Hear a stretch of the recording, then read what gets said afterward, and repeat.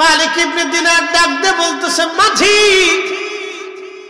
নদী পার হবার নৌকার পয়সা তো আমার কাছে নাই। উনি মাজ্জুব ছিলেন, আল্লাহওয়ালা, দুনিয়া বিরাগী কিছু আল্লাহর ওলি ছিলেন, যারা দুনিয়াকে লাথি মেরে আল্লাহকে পাওয়ার জন্য পাগল পারা হয়ে রাস্তায় দিনহীন ভাবে চলতেন।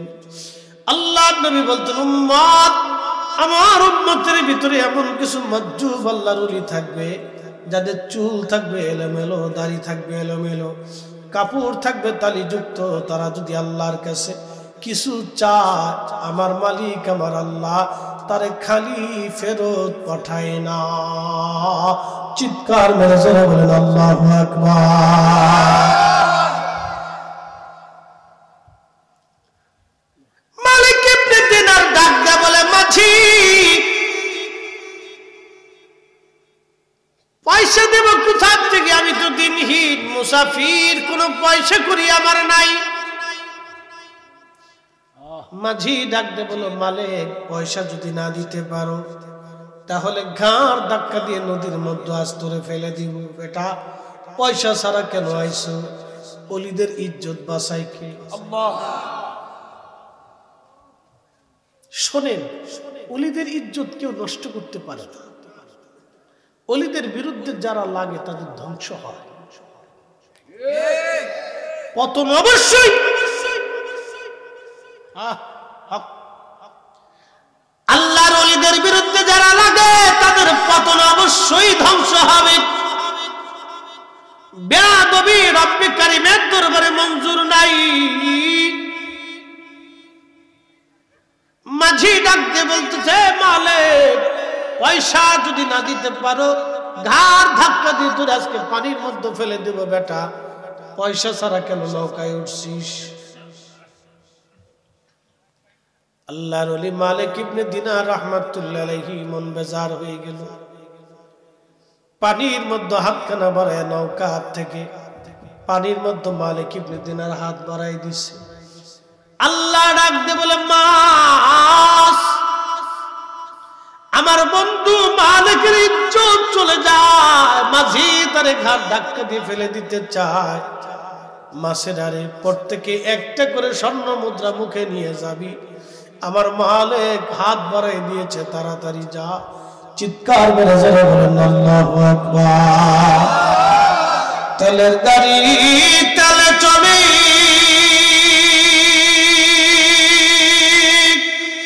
হাওয়ার গাড়ি হাওয়ায় উড়ে, বিনা তেলে চালায় গাড়ি নবী সুলাইমান। আমরা সেই মুসলমান, আমরা সেই মুসলমান।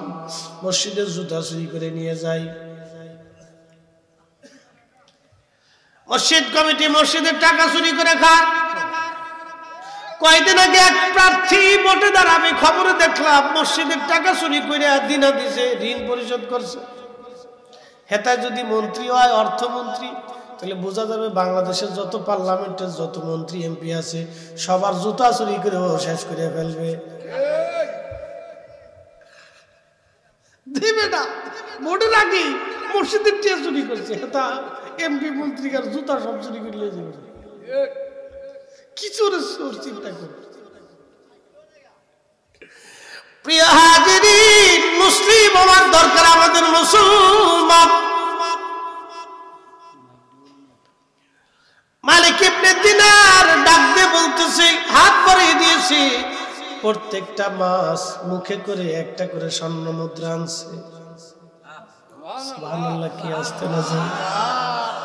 ওলি আল্লাহর কি সাম্রাজ্যের দরকার? ওলি আল্লাহর সাম্রাজ্যের দরকার, টাকার দরকার, দুনিয়ার ক্ষমতার দরকার। ওলি আল্লাহদেরকে ক্ষমতা দিছে কে? এরা চাইলেই আল্লাহর কাছ থেকে অনেক কিছু পায়। হাত বাড়াই দিছে তো হাজার হাজার মাস প্রত্যেকে একটা করে স্বর্ণ মুদ্রা মুখে করে নিয়ে আসছে। নৌকার চারপাশ দিয়ে ঘুরতেছে। মালিক ইবনে দিনার ডাক দিয়ে বলতেছে, মাঝি, তোমার কতগুলি টাকা লাগবে বলো। আমার আল্লাহ আমার জন্য নৌকার ভাড়া পাঠাই দিচ্ছে। প্রত্যেক মাসের মুখে একটা করে স্বর্ণ মুদ্রা। মাঝির আর বোঝার বাকি নেই। মাঝি ডাক দেখায়, হুজুর চিনতে পারি নাই, আপনারে ভুল হয়ে গেছে।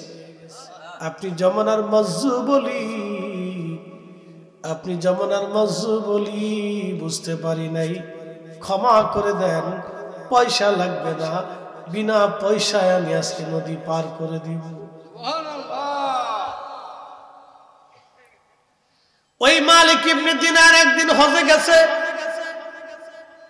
হজে যাইয়া হজ শেষ করার পরে কাবার চত্বরে বসে বসে দোয়া করে, আল্লাহ কার হজ কবুল হলো কারটা হলো না আমি তো জানি না, রব্বুল আলামিন আজকে তুমি আমাদের দেখায় দাও, জানাই দাও কার হজ হয় নাই, কার হজ কবুল হয়েছে বলো।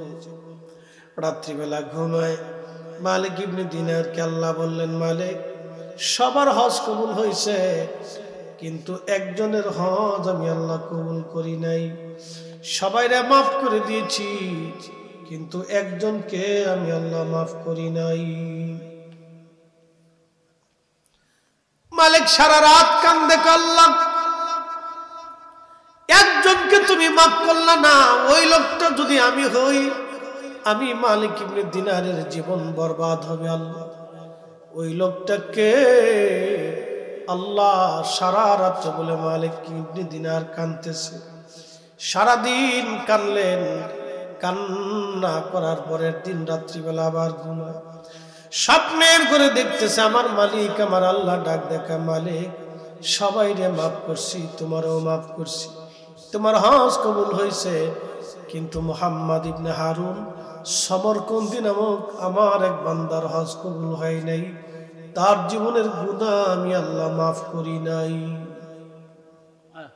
তো মালিক ইবনে দিনার বলতেছে, এই লোকটা কি যারে আল্লাহ মাফ করলো না, একটু খুঁজে দেখার দরকার। মালিক ইবনে দিনার ওই লোকটারে খোঁজার জন্য চলে গেলেন। তিনি সারা মক্কা ঘুরে ঘুরে খোঁজার বলে, আল্লাহর বান্দা তোমরা কি মুহাম্মদ ইবনে হারুন সমরকন্দিরে চিনো? আহলুল মক্কা যারা ছিলেন মক্কার অধিবাসী তারা বলল, হ্যাঁ আমরা মুহাম্মদ ইবনে হারুন সমরকন্দি নামে একজন বান্দারে চিনি, আজকে 40 বছর ধরে সেই মাকাম ইব্রাহিমে নামাজ পড়ে। চিন্তা আরো বেশি না? 40 বছর ধরে মাকাম ইব্রাহিমে নামাজ তো চারটিখানি কথা না। আল্লাহু আকবার, একসাথে বললেন আল্লাহু আকবার। আমি আগামীতে হজের নিয়ত টাকার পয়সা জমা দিছি, বুঝছেন, আল্লাহ যাতে আল্লাহর মেহমান হিসেবে কবুল করে। আমি বারবার আল্লাহর বলতেছি, আল্লাহ তুমি আবার তোমার কাবার মেহমান হিসেবে একটু কবুল করে নিও আল্লাহ। এটা তো অনেক বড় সৌভাগ্যের বিষয়, তোমার মেহমান হওয়া এটা চারটিখানি কথা।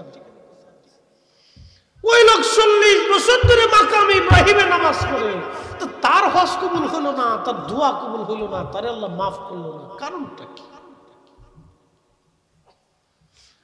মালিক ইবনে দিনার রাহমাতুল্লাহ আলাইহি চিন্তায় পড়ে গেলেন। হাই হাই, 40 বছর ধরে একজন ব্যক্তি মাকাম ইব্রাহিমে নামাজ পড়ে, তার দোয়া কবুল হলো না, তার জীবনের গুনাহ মাফ হলো না, তার হজ কবুল হলো না, এই লোকটা কি অপরাধ কি? লোকেরা বলল, শুধু কি তাই, 40 বছর ধরে সে একটানা রোজা রাখে, আল্লাহর নিষিদ্ধ টাইম ব্যতীত সে রোজা ভাঙ্গে না, সারাদিন নামাজ পড়ে, সারা রাত্রি ইবাদত করে। মালিক ইবনে দিনার আরো চিন্তা কই কি 40টা বছর একটানা কেউ যদি রোজা রাখে এবং মাকাম ইব্রাহিমে নামাজ পড়ে, এই লোকটা তো পৃথিবীর সবচেয়ে বড় ওলি হয়ে যাওয়ার কথা। কি কথা কন না, ঠিক কি রে? পৃথিবীর সবচেয়ে বড় ওলি হয়ে যাওয়ার কথা। এটা কিন্তু সার্টিফিকেটের কথা না যে মাকাম ইব্রাহিমে 40 বছর ধরে সারা রাত নামাজ পড়ে, তাহাজ্জুদ পড়ে, আবার সারা দিন রোজা রাখে, আল্লাহ নিষিদ্ধ 5টা দিন ব্যতীত। এই লোকটা কি পরিমাণে বুজুর্গ, তার হজ হইল না, তার দোয়া হইল না। মালিক ইবনে দিনার খুব পরেশান হয়ে গেছে, এই লোকটাকে দেখতেই হবে এবং কথা বলতেই হবে।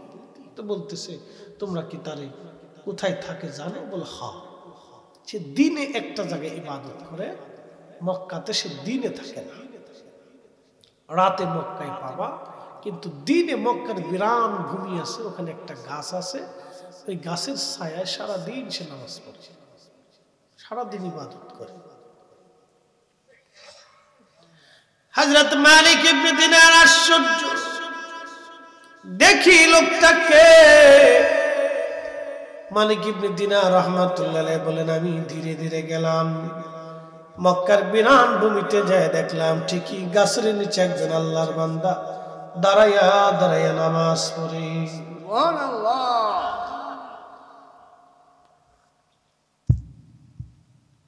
যে শীত পড়ছে সাথে কুলাচ্ছে না। আমি আজকে প্রথম চাদর দিলাম, আমি ওয়াজ করলে শরীর ঘেমে যায়, আমার ভিতরে কিন্তু নাই কিছু, খালি পাঞ্জাবিটা গায়ে দিয়েছিলাম, দূর ঘামে টেমে যায়, শীতে গায়ে দাঁড়াও, তোমরা আজকে দেখাচ্ছি মজা। যাক, সব আল্লাহর ইচ্ছা। আল্লাহু আকবার। ওমা তাদরি নাফসুন মাযা তাকসিবু গাদা, আগামী মুহূর্তটা কি আসবে আমরা কেউ জানি না। এটাই চিরসত্য, এটাই চিরসত্য। অতএব অহংকার করবেন না, দেমাগ দেখাবেন না, ক্ষমতার অহংকার করবেন না। আগামী মুহূর্তটা কি আসবে কেউ জানে না। বাংলাদেশের সাবেক অর্থমন্ত্রী আবুল মাল আব্দুল মুহিত সাহেব মারা গেছেন, আল্লাহ তাকে মাফ করে দিক, দোয়া করি। একজন বংশীয় মানুষ ছিলেন, উনি যখন অসুস্থ হয়ে হসপিটালে কেউ তারা দেখতে যাইত না। উনি যখন মন্ত্রী ছিলেন তখন তার দরজায় মানুষের অভাব ছিল না, কিন্তু হসপিটালে চলে যাওয়ার পরে আর কাউকে খুঁজে পাওয়া যায় না। বাবার এটা বাস্তবতা। আজকে কবর চলে গেছে, কবরের পাশে কেউ যায় না।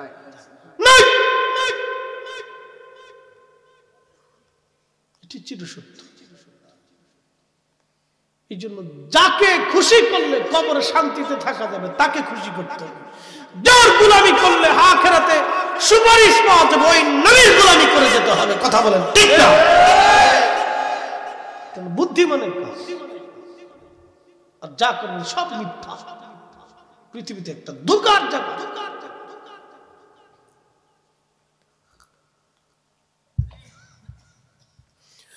মালিক ইবনে দিনার ওই গাছের নিচে যে সালাম দিলেন, আল্লাহর বান্দা তখন নামাজে দাঁড়ানো। নামাজ শেষ করার পরে সালামের জবাব দিয়ে বললেন, কে আপনি?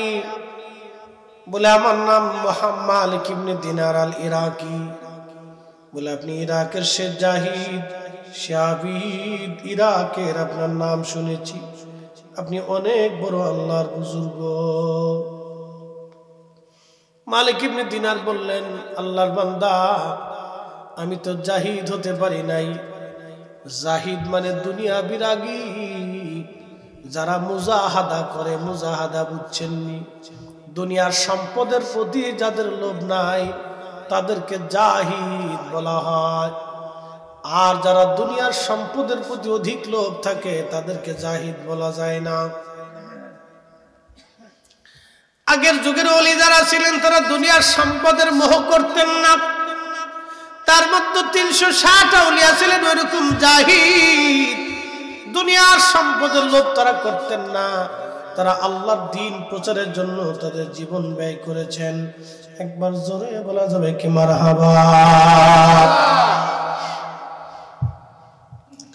ডাক দিয়ে বলতেছে, এই মুহাম্মদ ইবনে হারুন, জাহিদ তো ছিলেন ওমর ইবনে আব্দুল আজিজ, যিনি পৃথিবীর খলিফা হওয়ার পরেও দুনিয়া বিরাগী ছিলেন। একটা টাকার সম্পদ উনি রেখে যান নাই, সব আল্লাহর রাস্তায় দান করে দিয়ে গেছেন। তো বলতেছে, হুজুর কি জন্য আপনি আমার কাছে আসছেন, দয়া করে বলবেন কি? বলে, আপনার নাম কি? মুহাম্মদ ইবনে হারুন সমরকন্দি, বাড়ি আপনার সমরকন্দ, উজবেকিস্তানের সমরকন্দ।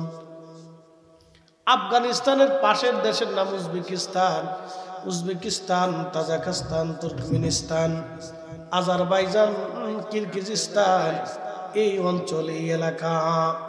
তুর্কিস্তান বিরাট একটা ভূখণ্ড, মুসলিম মিল্লাতের অনেক বড় বড় জ্ঞানী গুণীদের জন্ম এই অঞ্চলে। বলে হুজুর, বলে হ্যাঁ। বলে আপনি কি জন্য আসছেন? মালিক ইবনে দিনার বললেন, আল্লাহর বান্দা সামরকন্দি একটা সংবাদ দেওয়ার জন্য আসছি। বলেন হুজুর। বলে আমি মুরাকাবায় ছিলাম, আল্লাহর কাছে দরখাস্ত করছি। আল্লাহ 2 রাত আমাকে স্বপ্ন জানায় গেছে, সবাই আল্লাহ মাফ করছে, তোমারে মাফ করে নাই। সবার হজ কবুল হয়েছে, কিন্তু তোমার হজ কবুল হয় নাই। লোকটা চোখের পানি সেরে সেরে কেঁদে বলে, হুজুর শুধু আপনি না, আজকে 40 বছর ধরে 40 জন আল্লাহর ওলি হজ শেষ হয়ে যাওয়ার পরে আমার এই সংবাদ দিয়ে যায়, সবার মাফ হইছে, আমার মাফ হয় নাই। সবার হজ কবুল হয়েছে, আমার হজ কবুল হয় নাই।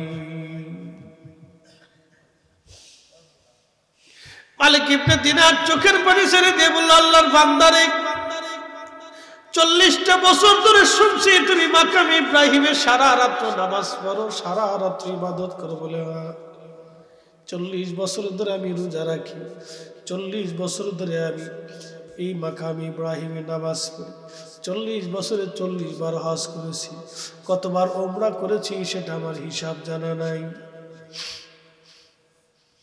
হুজুর 40টা বছর ধরে কাবা ঘর ধরে আমি কান্দি, আমার হজ হলো না, আমাকে মাফ করা হলো না। বলে আল্লাহর বান্দা বলবা তুমি জীবনে কি অপরাধ করছিলা? তখন ওই লোকটা কেঁদে কেঁদে বলল, হুজুর আমার বাড়ি সমরকন্দ, উজবেকিস্তান, আমি একজন মদ পাইছিলাম নেশায় আসক্ত। নেশা যারা করো, ও যুবক বন্ধু শুনে যাও, নেশা যারা করো বন্ধু, কবর কিন্তু প্রস্তুত, কবর কিন্তু রেডি।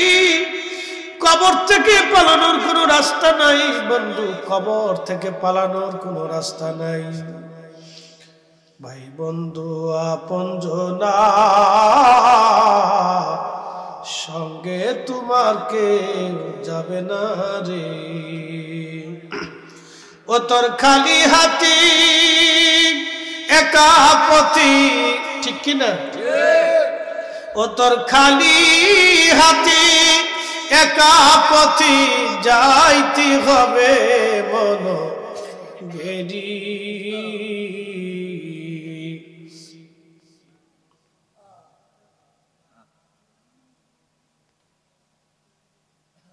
দেখছো কি দুষ্ট দুষ্ট, একটা আরেকটার উপর হয়ে দিচ্ছে। শোনেন, যারা গাঁজা খায় তাদের দুষ্ট কিন্তু খুব মজবুত দুষ্ট।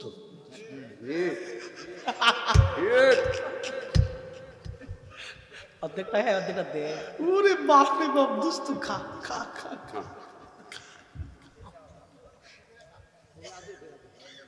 মারাত্মক দুষ্ট, বাপরে বাপ। কুত্তা ছুটে যায় তো ওগর দুষ্ট ছুটে না। কি ভাই এই দুষ্ট ছুটে না সহজে। নেশা করগার দুষ্ট খুব মারাত্মক দুষ্ট, ফিরি ফিরি খাওয়ায়, খা দুষ্ট খা, মারাত্মক দুষ্ট এটা, নেশা খুব মারাত্মক। এই বাবা টাবা আছে ইয়াবা, এটার নাম দিছে বাবা। বাবা নামটা দিল কে? এটা কোন শয়তানের নাম দিল? বাবা নামটা দিছে। বাবা নামটা কি একটা মধুর নাম না, শয়তান ইয়াবারে লাগে দিছে বাবা। শয়তান ইয়াবা, তারপরে আপনার গাঁজা, ফেন্সি, আর কি কি আছে, হিরোইন আছে। আমি এক ঢাকাতে এক চাচার বাসায় নামাজ পড়াইতাম। তো এই চাচার পুলায় এই ব্যবসায়িকরা নামাজ পড়তো সদর ঘাটে, তো এরা তো এই জামাত টামাত পাইতো না, ব্যবসাটা সাইডে এসে 10:30 11টায় তার আগে করতো, আমি পড়াইতাম। তো শাসার চুলাই মাঝে মধ্যে হিরোইন খাইত, এলা পয়সা তো ওরা তো টেয়ার অভাব নেই, টাকা ভাঙ্গার কোনো জায়গা পায় না, বুঝছেন না ভাঙ্গার জায়গা পাইয়া পরে ওরা ওই যে বারে যাইয়া তারপরে বেডা বেডি একসাথে নাচে, মদ টদ খায়, অকাম সকাম করে, টাকা খরচ করার জায়গা পায় না, বুঝছেন না। কিন্তু কত বড় শয়তান দেখেন, আমার দেশে কত গরিব মানুষ, এই যে এখন শীত চলতেছে না, হাজার হাজার গরিব মানুষের জন্য ওরা ইচ্ছা করলে কম্বল খাবার বরাদ্দ করতে পারে। বা আহা, আমার কত গরিব মানুষ টাকার অভাবে ভালো চিকিৎসা পায় না, সদর হসপিটালগুলিতে যা দেখবেন ফসা গলা যেখানে সেখানে পড়ে গেছে, বউ আছে আপনি যাই দেখেন হাজার হাজার আছে। ওরা এই সমস্ত টাকাগুলি নষ্ট না করে ওরা যদি গরিব মানুষের জন্য বরাদ্দ করতো, তাহলে এই গরিব মানুষের খেদমতের জন্য জান্নাতের উসিলা হয়ে যায়। কথা কোন ঠিক কিনা? এই যে নির্বাচন হয়েছে এখন কত নেতা ও কাকি বেডিতে বান্ধব, ও কাকি তোমার চেহারা আমার মার চেহারার মতো, কত যে মা তখন হয়ে যাবে না, এ মার কোনো শেষ নেই।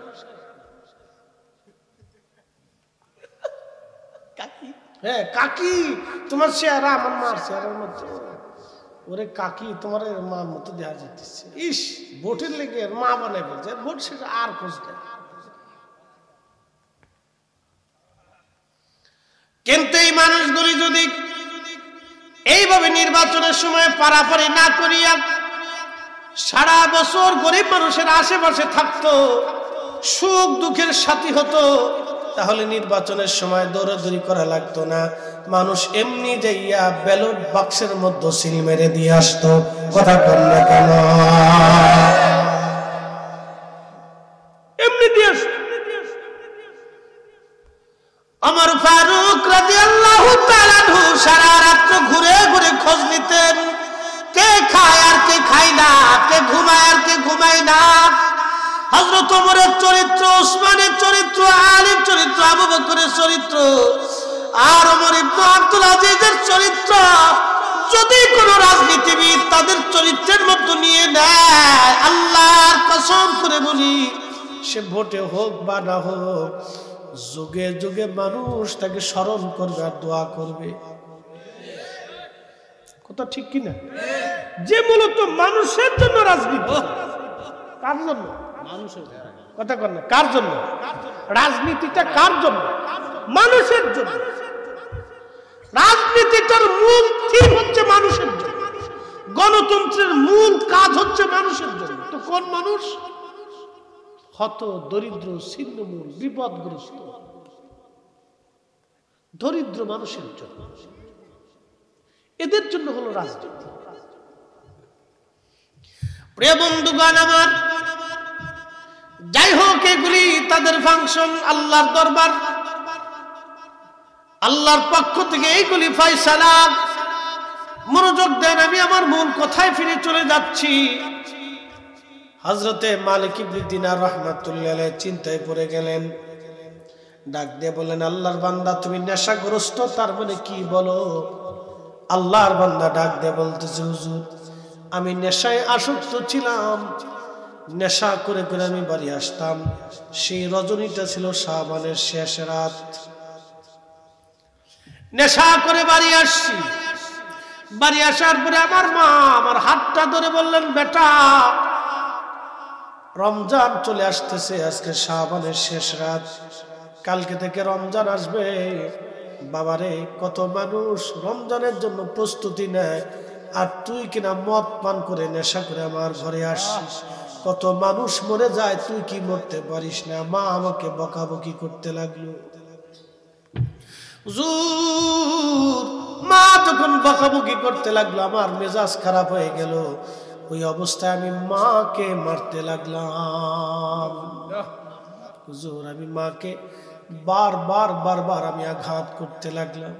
মা আমাকে আরো বকাবকি করতে লাগলো। আমি রাগ করে মাকে জাপটে ধরে আমি মাকে নিয়ে আগুনের মধ্যে ফেলে দিলাম।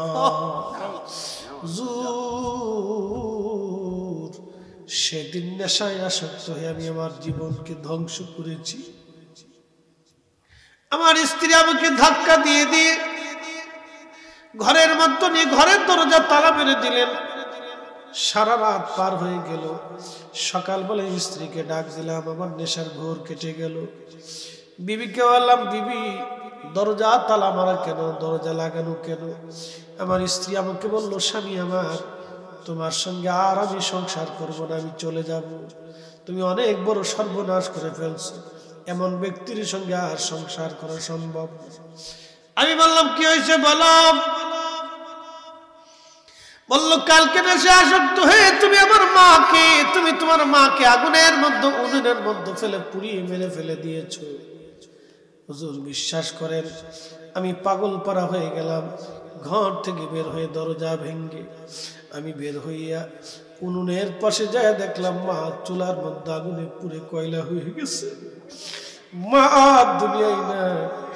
ওই অবস্থা দেখে আমি পাগল পারা হয়ে গেলাম।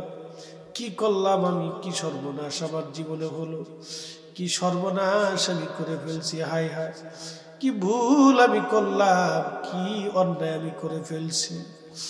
ঠিক মাকে দাফন করলাম। হুজুর ওই সময় আমার নগদে ৮,০০০ স্বর্ণ মুদ্রার মালিক ছিলাম। তার মানে বর্তমানে কয়েকশো কোটি টাকার মালিক। হুজুর সমস্ত টাকাগুলি আমি আল্লাহর পথে দান করে দিলাম। সবগুলি আল্লাহর পথে দান করে আমার 12 জন দাসী বাদী ছিল, সবাইকে আমি আজাদ করে দিলাম, মুক্ত করে দিলাম। সমস্ত সম্পদগুলি আল্লাহর রাস্তায় দান করে দিলাম। আমার বিবি থেকে আমি তালাক নিলাম, তাকেও তালাক দিলাম, জুদা হয়ে গেলাম। আমি সবার থেকে চিরদিনের বিদায় নিলাম। হুজুর যে হাত দিয়ে মাকে মারছিলাম, আমার ডান হাতটা দেখেন না, এটা কাটা। আমি নিজে হাতে কুড়াল দিয়ে আমি আমার হাত কেটে ফেলেছি। যদি আল্লাহ আমারে মাফ করে দেয়, যদি মালিক আমাকে মাফ করে, যদি মালিক আমাকে মাফ করে, হুজুর 40 বছর ধরে মাকামে ইব্রাহিমে নামাজ পড়ি, যদি আল্লাহ মাফ করে। 40 বছর ধরে রোজা রাখি, যদি আল্লাহ মাফ করে। হুজুর 40 জন আব্দাল 40 বছরে বলে গেছে সবার ক্ষমা হয়, কিন্তু আমার ক্ষমা হয় না। সবার হজ হয়, কিন্তু আমার হজ হয় না। হুজুর এখন আমি কি করব বলেন? 40টা বছর ধরে আল্লাহর কাছে মাপ চাইতেছি, আল্লাহ ক্ষমা করে না, আল্লাহ আমারে মাফ করে না। আমার উপায় কি হবে? আমার উপায় কি? আমার উপায় কি? ওগো মা তুমি এ ধরনের শ্রেষ্ঠ নিয়ামত, তোমারই পদ তলে হয়েছে জান্নাত, তোমারই পদ তলে হয়েছে জান্নাত। ওগো মা তুমি এ ধরনের শ্রেষ্ঠ নিয়ামত, তোমারই পদে যাব। কি রাজি আছেন না নাই? 10টা মিনিট আমাকে সময় দিবেন, বেশি রাত্রে করে কষ্ট দেব না বাজান। আমি জানি আপনারা বসতে পারতেছেন না, ঠান্ডার মধ্যে কষ্ট হচ্ছে। বন্ধু আমার খুব মনোযোগ দিয়ে আল্লাহর নবীজি মিম্বার শরীফে কদম রাখলেন, এমন সময় নবী বলেন আমিন। আবার কদম রাখলেন, আল্লাহর নবী বলেন আমিন। আবার কদম মোবারক রাখলেন, নবীজি বলেন আমিন। সাহাবীরা বলেন ইয়া রাসূলুল্লাহ 3 কদমে 3 বার আমিন বললেন, বিষয়টা বুঝলাম না। আল্লাহর হাবিব ডাক দিয়ে বলেন, সাহাবীরা রে 3 কদমে 3 বার আমিন বলছি। প্রথমবার জিবরাইল আমিন এসে বলল, ইয়া রাসূলুল্লাহ আপনার উম্মতের মধ্যে যারা মাহে রমজান পাইল, আপনি নবীর নাম শুনলো কিন্তু দুরূদ শরীফ পড়ল না, সে ধ্বংস হয়ে যাক। আমি রসুল কবুল করে বললাম আমিন। একটু চিন্তা করেন তো, নবীর দুরুদের দাম কত। আজকে যারা দুরুদ শরীফের বেদাতকে বন্ধ করতে চায়, এগুলো শয়তানের দালাল। কথা বলেন ঠিক না ঠিক? শয়তানের দালাল।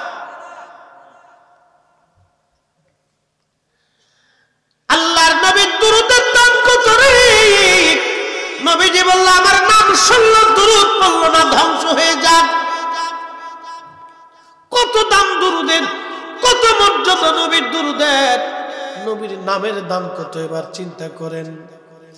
আমি বিভোর হয়ে রসুল নামের দুরুদ পড়ে যাই,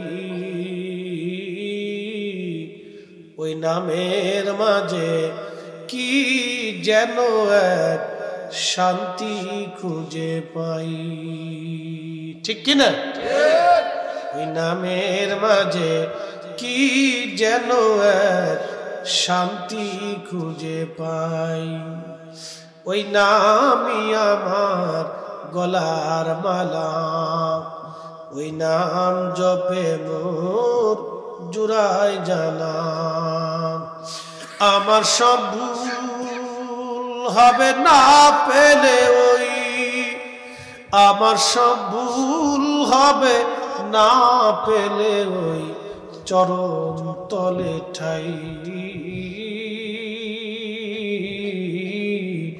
ওই নামের মাঝে কি যেন এক শান্তি খুঁজে পাই।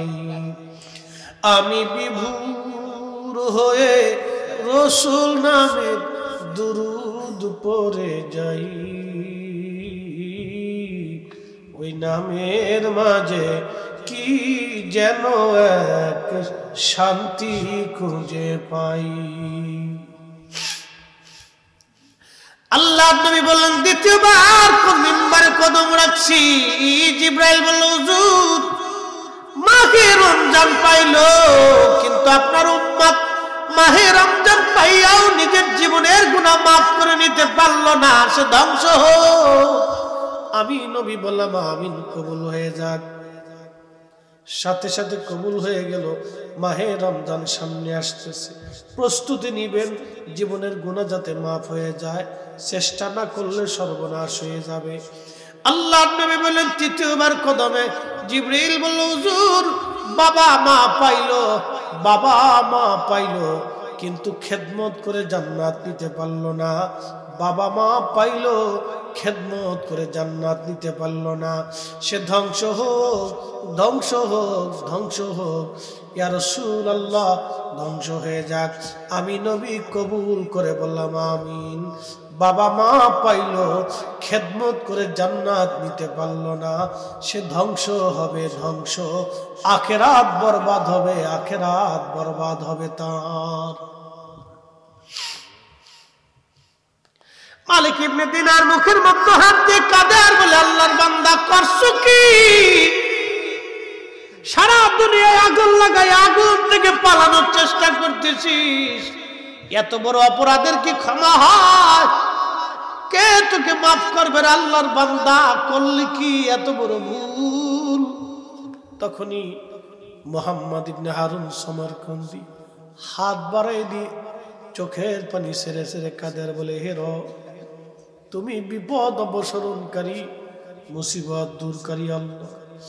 আল্লাহ, তোমার দরজায় 40টা বছর ধরে কাঁদতেছি একটা ভুলের জন্য।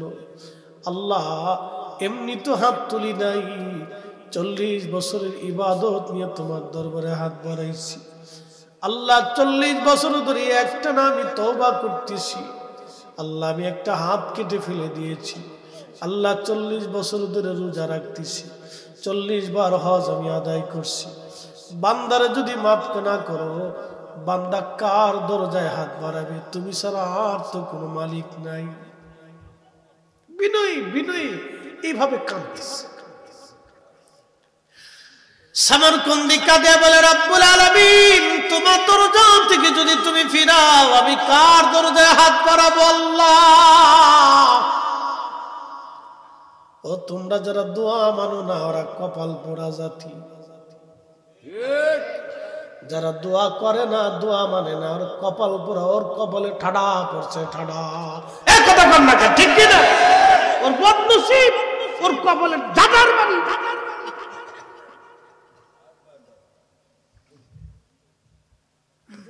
সমরকন্দি হাত তুলে তুলে কাঁদে বলে, রব, তোমার প্রশংসা তো তুমি নিজেই করছো, এ বান্দা তোমার আর কি প্রশংসা করবে? তুমি তো ক্ষমার ঘোষণা দিছো, ক্ষমা যদি না করো, বান্দা কোথায় যাবে? আল্লাহ, এ বান্দা কোন জায়গা যাবে? আল্লাহ আল্লাহ বলে ডাকি মাওলা শোনো না, না জানি কই রাশিয়া মোরা কি গুনাহ, গুনার বোঝা মাথাইল ইয়া মাওলা ডাকতেছি, গুনার বোঝা মাথাইল ইয়া আল্লাহ ডাকতেছি, মাফ কইরা দাও মাবুদ মওলা ইলাহি। মালিক ইবনে দিনার চলে গেলেন বাড়ি, উনার হুজরাতে মুসাফির খানায়। রাত্রিবেলা ঘুমে স্বপ্নে আল্লাহর নবীজি তশরিফ আনছে, বলবেন আল্লাহু আকবার। আল্লাহর নবী স্বপ্নে এসে বলতেছে, মালিক আল্লাহর রহমত থেকে বান্দাকে জুদা করতে তোমাকে কে হুকুম দিল? আল্লাহ, আমার কাছে যারা দোয়া করতে দেয় না, বেদাতের ফতোয়া দিয়ে বন্ধ করতে চায়, ওরা মূলত আল্লাহর রহমত থেকে বান্দাকে জুদা করে। কথা কন না কে? আল্লাহর নবী স্বপ্নে এসে বলতেছে, মালিক আল্লাহর ক্ষমা থেকে বান্দাকে জুদা করতে কে তোমাকে অনুমতি দিছে? কে বলছে আল্লাহ মাফ করবে না? ওই যে মালিক ইবনে দিনার বলছে, বান্দা তুই এত বড় ভুল, আল্লাহ তোর মাফ করতো না, আল্লাহ তোর ক্ষমা করতো না, কি করে ক্ষমা করবে আল্লাহ? ওই যে ভয় দেখাইছে।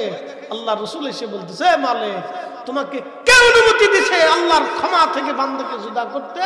আজকে যারা আমরা দোয়া মানে না, দোয়া বন্ধ করতে চাচ্ছে, ওরা মূলত আল্লাহর ক্ষমা থেকে বান্দাকে জুদা করে দিচ্ছে। এই সব শয়তানের দালাল। কথা বল ঠিক কিনা? যদি সামান্য বুঝু থাকে তাহলে আপনারা জীবনে কোনোদিন দোয়া থেকে মাহরুম হবেন না, দোয়া থেকে নিজেকে জুদা করবেন না। নিজের মাইয়েত মরহুম মুরব্বী যারা কবরে গেছে তাদেরকে দোয়া থেকে মাহরুম করে দিয়েন না। মানুষকে হিসাব করেন, দয়া করেন। আল্লাহর নবী ডাক দিয়ে বলতেছে, মালিক তাড়াতাড়ি যাও, মুহাম্মদ ইবনে হারুন সমরকন্দের যায় বলো আল্লাহ তার জীবনের গুনাহ মাফ করে দিয়েছে। একসাথে জোরে বলেন আল্লাহু আকবার। না না, জোরে বলেন আল্লাহু আকবার। কুল ইয়া ইবাদিয়াল্লাযীনা আসরাফু আলা আনফুসিহিম লা তাকনাতু মির রাহমাতিল্লাহ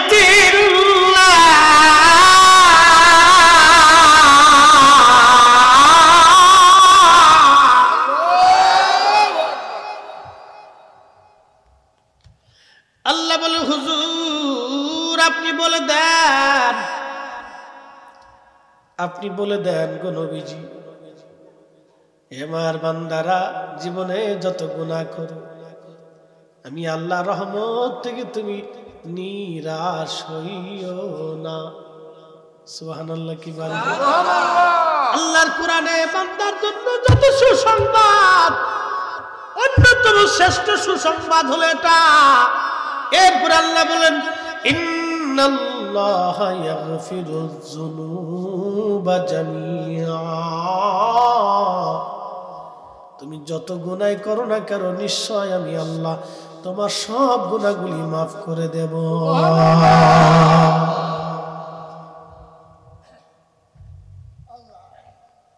আল্লাহ আল্লাহ বলে ডাকি মাওলা শোনো না, না জানি কই রাশিয়া মোরা কি গুনাহ, গুনার বোঝা মাথাইল ইয়া আল্লাহ কান্তেছি, মাফ কইরা দাও মাবুদ মওলা ইলাহি।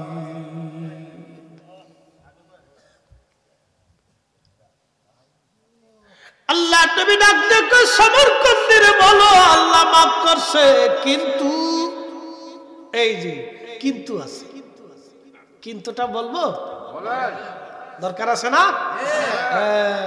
মাফ তো করছে কত বছর পর? 40 বছরের তওবা দেখছেন? 40 বছর ধরে মাকাম ইব্রাহিমে নামাজ পড়তেছে, মায়েরে মারছে, নিজের হাত কেটে ফেলেছে। চিন্তা করতে পারছেন কত বড় তওবা? সব শেষ করে দিয়ে 40টা বছর ধরে খালি কাঁদতেছে, আল্লাহ মাফ করো। 40 বছর পরে মাফ হয়েছে, তবে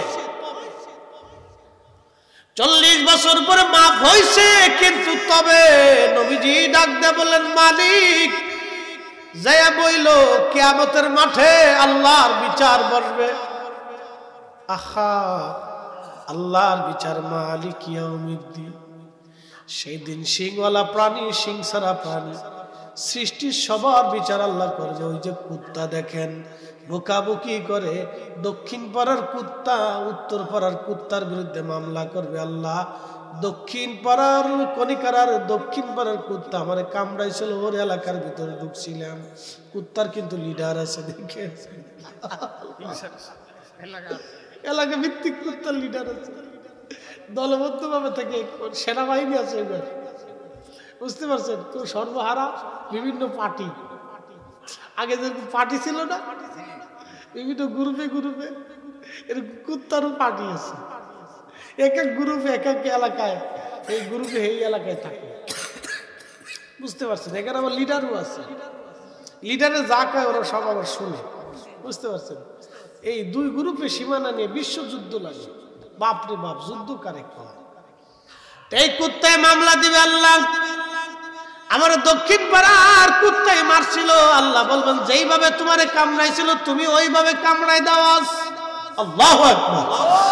আল্লাহ নবী বললেন, মালিক ইবনে দিনার, কিয়ামতের ময়দানে আল্লাহর ইনসাফ, আল্লাহর বিচার চুল পরিমাণে ডান বাম হবে না।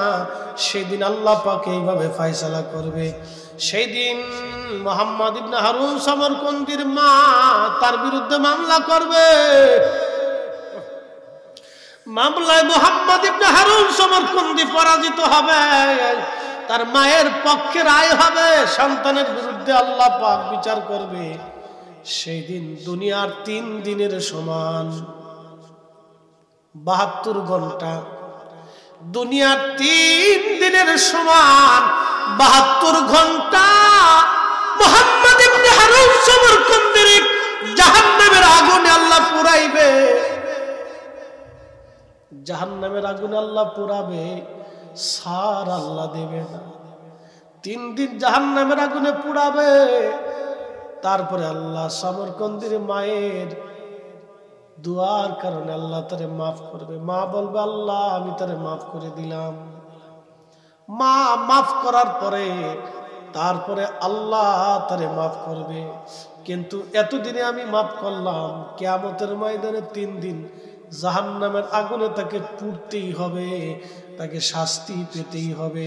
10টা মিনিট আগুনে পুড়ে দেখেন কেমন মজা লাগে। 1 মিনিটে শেষ না, 1 মিনিটে শেষ। 72 ঘন্টা আগুনে শাস্তি দিবেই আল্লাহ। শোনেন, বাবা মার সাথে নাফরমানি, শাস্তি পেতেই হবে। দুনিয়ার আগুন থেকে 70 গুণ তেজ, সেই আগুনে তাকে 72 ঘন্টা পুড়তেই হবে, শাস্তি পেতেই হবে, কোনো রাস্তা নেই। বাবা মার সাথে নাফরমানি, তাকে শাস্তি পেতেই হবে। অতএব আজকে থেকে হুঁশিয়ার হয়ে যাবে। বলে, হুজুর আব্বা আম্মা মরে গেছে, কি করব? কবরের পাশে যাবেন, নামাজের দোয়া করবেন, বাড়িতে কোরআন শরীফ খতম দিয়ে মিলাদ শরীফ পড়ে বাবা মার জন্য দোয়া করবেন। কি কথা কন না কেন? ও বেদাত সাদাতের ফতোয়ার গোষ্ঠী কি লাগে? ও সাতার ফতোয়া দিয়ে আমরা কি করব? কি কথা কন না কেন? কোরআন খতম দিয়ে, কালেমার জিকির দিয়ে, মিলাদ শরীফ দিয়ে আব্বা আম্মার জন্য দোয়া চালু রাখতে হবে। কি কথা কন না কেন? রাজি আছেননি? দোয়া চলবে না বন্ধ হবে? আওয়াজ তুলে বলো, চলবে, চলবে। আল্লাহ কবুল করুক, বলে না। এসেছেন যত নবী সকলের ইমাম, সালাম নবী তোমায় হাজারো সালাম। ইয়া